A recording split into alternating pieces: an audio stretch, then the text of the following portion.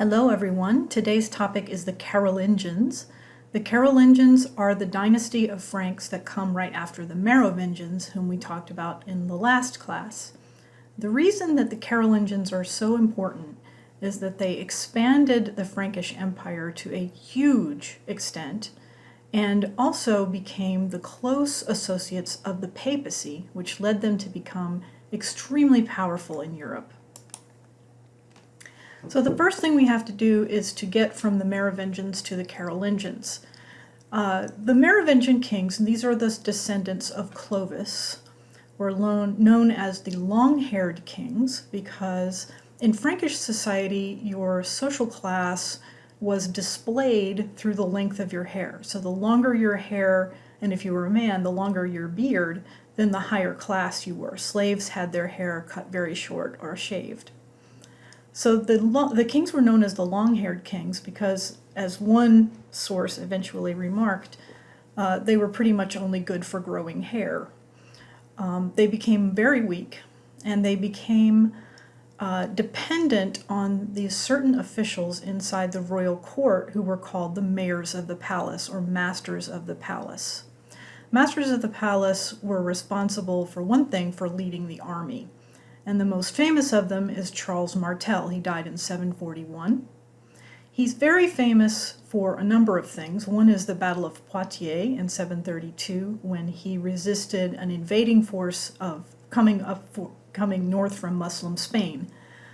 And he is the beginning of the Carolingian dynasty. Carolingian means sons of Charles.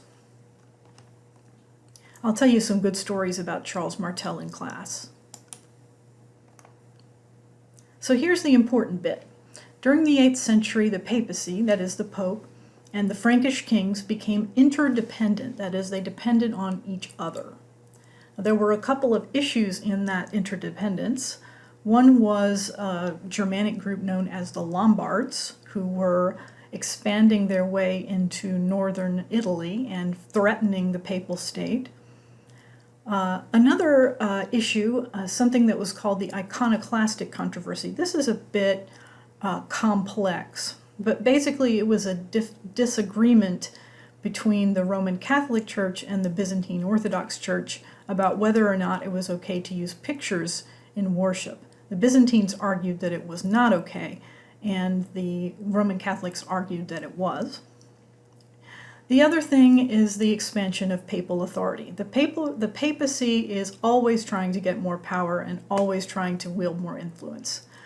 You can take that as a sort of pattern for this class. You're always going to see the papacy attempting to extend its powers over other people. Okay, so now we're going to talk about Charlemagne, who was the grandson of Charles Martel. Charles succeeded his father. His father's name was Pepin. We're not going to talk about him. Charles succeeded his father to the kingship of the Franks. He had 3 aspects to his agenda, which I'm going to go through, and we'll be able to see those most directly in the biographies of Charlemagne that you're going to be reading very soon. Expansion. As you might remember, empires are in the best shape when they are expanding, and that is both for territorial and for financial reasons. You get lots of stuff when you expand. Centralization is a problem for every monarch who lives in the Middle Ages, trying to make the people who live a long way away from you do what you want them to do. And then legitimacy. What is the argument that you can make to say to people, I am your leader and I should be your leader and you should do what I tell you to? Okay, so this gives you an idea of what a large empire we're talking about here. And this is at the death of Charlemagne, which was in 814. You can see that the Frankish territory goes from France all the way over into Eastern Europe, down as far as the Papal States, of which the Franks were a protector, and all the way down to the border with Spain, which is under the Umayyad Emirate at this point. We'll talk about Muslim Spain in a few days. So let's talk centralization. How do you get and keep people doing what you want them to do? For Charlemagne, it is a question of how you keep large landowners loyal to you, especially when they're far away from you. One way is to give them land. Charlemagne divides his territory up into large chunks of territory and gives them to landowners who have the title of dux, which is a Latin word meaning leader. That's the root of our word duke. And people who have the title comes, which is our title count. A duke rules over a duchy. That sounds really dumb, but or a duchy, if you want to say it that way. A count rules over a county. Those people then give pieces of their land away to their followers, thereby extending their loyalty to themselves and by extension, loyalty towards the king. At least that's the theory.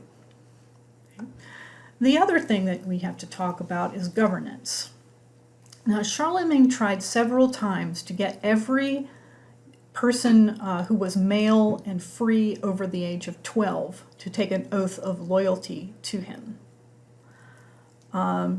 We're going to see in just a minute how well that worked out. It didn't work out very well at all.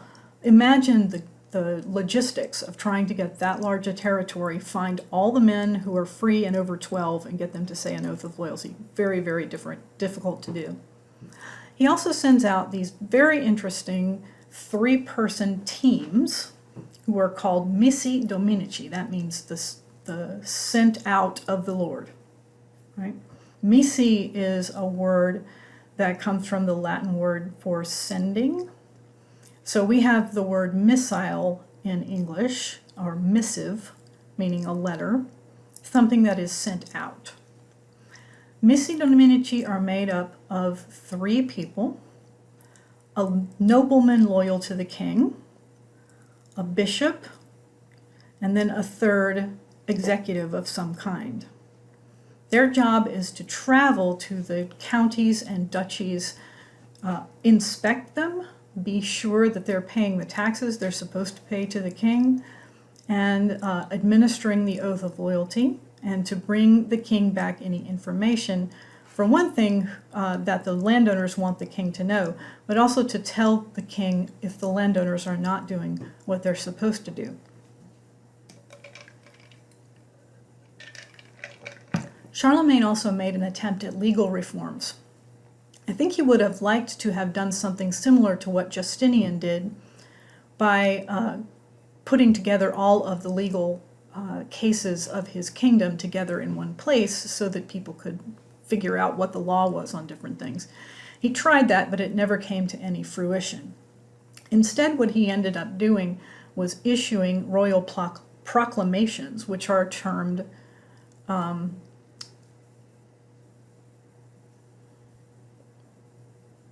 capitularies. We're going to read a capitulary for today. So here are some things that provide support for Charlemagne's legitimacy. Right? His political legitimacy depends in part on his conquest. You can see who he conquers there. The Lombards are particularly important because they are threatening the papacy at this point, so the Pope owes Charlemagne big, as you will see. He went down to Rome for Christmas of the year 800 AD. And the story goes, according to Einhard, his biographer, whom we'll read, he went to church for the church service and instead found himself in the middle of a crowning service, a coronation, where he was crowned Emperor of the Romans by Pope Leo III. Now you think about for a second whether or not Emperor of the Romans means anything at this point. And the answer might very well be no, because Rome is no longer the prime power in the region, the Franks are. But this provides a form of legitimacy for Charlemagne and a further promise of protection for the Pope. So that's that interdependence I was talking about a bit earlier. Charlemagne issued a capitulary called the Admonitio Generalis in 789, and the main thrust of the Admonitio Generalis is that church and state should work together. The goals of the state and the goals of the church should be the same. Now let me point out that the idea of the separation of church and state is not at work in this society at all. Indeed, the idea that church and state should be separated is an invention of the 18th century. So when you think about the church and the state, we sort of automatically think that they should be different from one another. They generally aren't. We're going to go over these images later. Okay. Charlemagne had one son. He was called Louis the Pious. He was emperor from 814 to 840, which is when he died. So there was no trouble about who was going to inherit when Charlemagne died in 814. There was just one son surviving. But Louis had 4 sons. Now you might remember that the Franks divided up their inheritance between all the legitimate children, sons notably. So he has 4 sons. Each one of them would prefer to be the emperor, and none of them can agree with each other.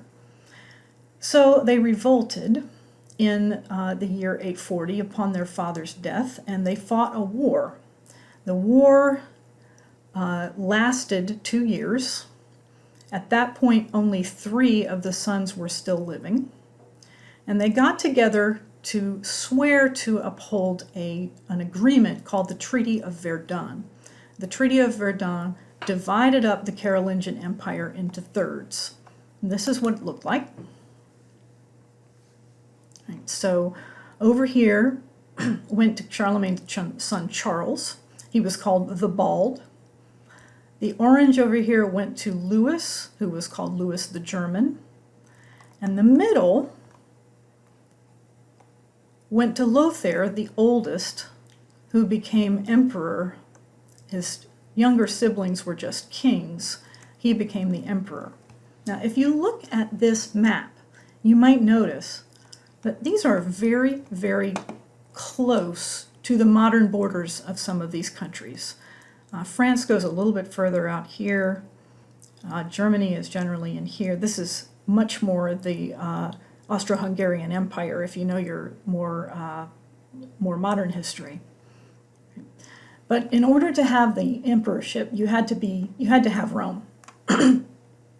So even though this looks like an impossible territory to cover, Lothair still ended up getting the middle portion because he wanted to be the emperor.